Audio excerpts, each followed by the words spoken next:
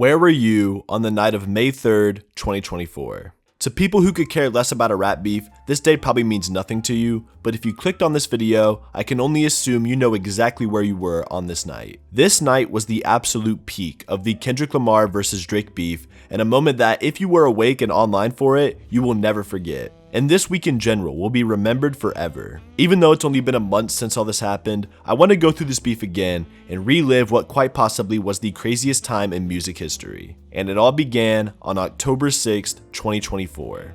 J. Cole and Drake decided to team up on a song called First Person Shooter, and J. Cole made the terrible mistake of mentioning Kendrick Lamar's name. Cole said that him, Drake, and Kendrick are the big three of rap, which on the surface doesn't even seem like a diss, at all. J. Cole actually seemed like he was just trying to give Kendrick his flowers, but Kendrick did not feel the same at all. Months after First Person Shooter dropped, Kendrick would feature on Metro Boomin and Future's album, We Don't Trust You, on the song Like That. And Kendrick was on straight demon timing on this verse, saying F the big three, it's just him, and he sent a bunch of disses towards Drake. It seemed like war had officially begun. We'd heard sneak disses before, but this diss was as direct as you can get. After this, J. Cole was actually the first to reply on the song 7 Minute Drill, and then a day later, he apologized for it on stage. At this point, everybody hated J. Cole for going back on a diss like that because it went against what hip hop was supposed to be, but honestly speaking, J. Cole didn't even need to reply in the first place. The diss on Like That seemed very directed towards Drake and not as much at J. Cole. But like Cole said, he let the weight of the world's opinion get to him and apparently did something that he didn't want to do. I still personally think this was a sad move, just considering that this was a response to Kendrick's diss and that he didn't even say anything that bad about Kendrick. And it was just a crazy look, having one of the greatest rappers alive apologizing to Kendrick Lamar for dissing him after he got dissed first. At this point, Drake was radio silent, and we were all kind of worried that this beef was never actually going to happen. It wouldn't be until weeks after when Drake would finally reply back with his song Push Ups.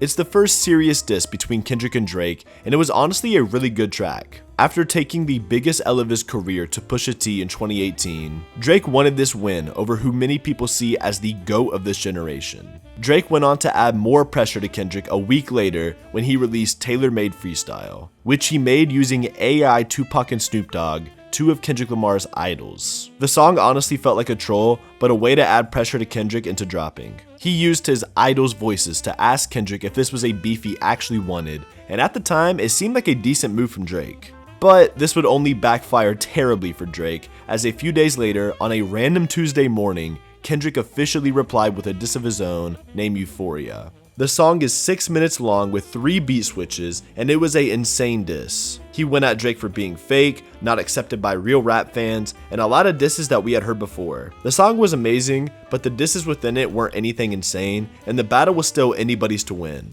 It was officially wartime. We had gotten full diss tracks from Drake and Kendrick, and whoever won this would be in serious conversations for the greatest ever. This was the Tupac and Biggie and the Nas and Jay-Z of this generation. And with the way that social media is today, it amplified this beef to a whole other level. People that weren't even rap fans were talking about this beef nonstop. And nobody knew it at the time, but the first weekend of May 2024 would end up going down as the craziest weekend in rap history. That Friday night, Drake would reply back with his song Family Matters. Drake seemed fired up on this track, changing the beat 3 times and honestly delivering some amazing verses over some great beats. He had some crazy accusations for Drake, like him putting hands on his wife, and he brought his family into it in a dark way. At this point, it was anything goes. There was no more time for fun little jabs. This was no longer a light sparring. Drake brought this to a deep level, and once again, Drake would learn this lesson the hard way.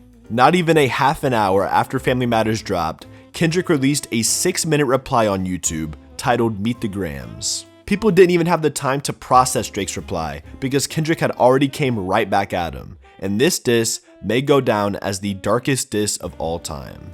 He dissected his entire family, talking to his parents, his kids, and apparently a alleged daughter that Drake doesn't take care of, and he told each of them how terrible of a person Drake was. He dismantled every aspect of Drake's entire life right after Drake came out with what seemed to be his red button and his best shot.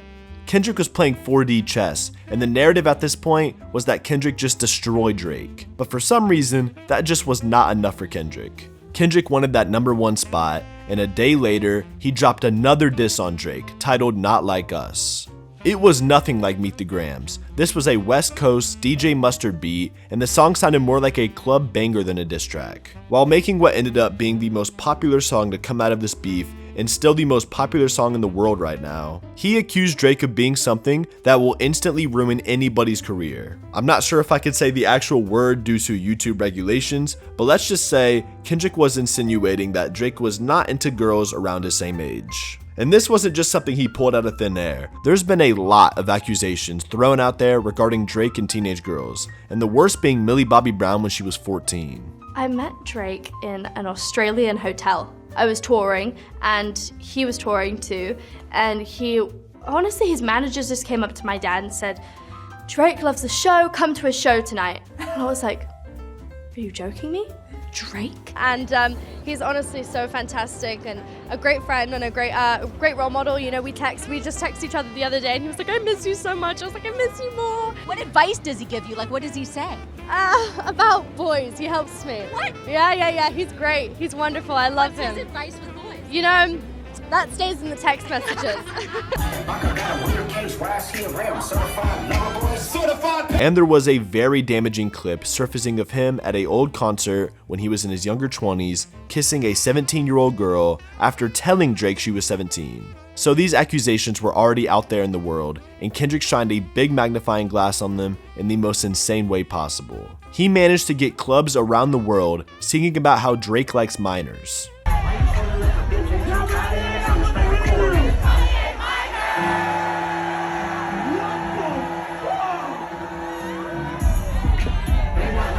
That is quite possibly one of the most insane things you could do to somebody, and it was something we had never seen from a rap beef. And for it to come from Kendrick made it all the more impressive. The narrative around Kendrick and Drake was that Drake was the hit maker and Kendrick was the artist. But here Kendrick was dropping club bangers on Drake's head while also getting the whole world to chant against him. They not like us. They not like us. They not like us. Kendrick didn't win this beef by using triple entendres or being the lyrical miracle rapper. He utilized those skills, but Kendrick beat Drake at his own game. Not Like Us is still one of the biggest songs in the world right now, and regardless of it being a diss, it's one of the best Kendrick songs ever. After this dropped, Drake's back was against the wall, and he would reply in the worst way possible, rapping over a slow, boring beat, basically just saying that he wasn't the PDF file downloader he was being accused of being, and not explaining any of the real situations being brought to light. And he also very weirdly brought up Kendrick's song Mother I Sober, where Kendrick details very deep and serious moments from his childhood, where members of his family were assaulted,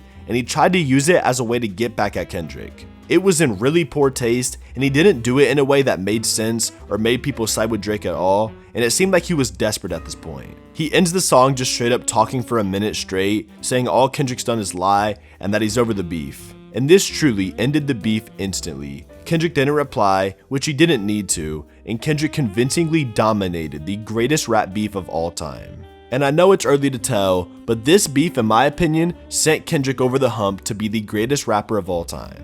Tupac was Tupac, he was the Michael Jordan of rap, but beating Biggie just sent him over the hump to GOAT status. Kendrick has classic after classic album, he's never rushed out a project or done songs for the intent to get popularity and clout and numbers. He's only created masterpieces, and on the way, he's shown the utmost respect for the greats above him. He wanted to make his idols in Tupac, Snoop Dogg, NWA, and Nas proud, and he did it in this beef. Defeating Drake in the way he did was all he needed left for even the biggest Kendrick hater to admit he's the greatest rapper of all time. People will be talking about this moment forever, and besides the fact that it sent Kendrick's legacy to an entirely different level than before, it also gave rap fans something we have been waiting for forever. They have been sneak dissing each other for a decade, but to see these two actually go head to head was everything we could ask for, and I'm so happy that years from now, I can say I was a part of this moment. And as bad as that last diss was, I want to show respect to Drake for even engaging in this. He did something not even J. Cole wanted to do, and if it wasn't for Drake firing off that first big shot in push-ups, this beef would have never happened. So even though he lost badly, I appreciate his sacrifice a lot because it truly brought everybody together for one spectacular moment, and these guys are the reason.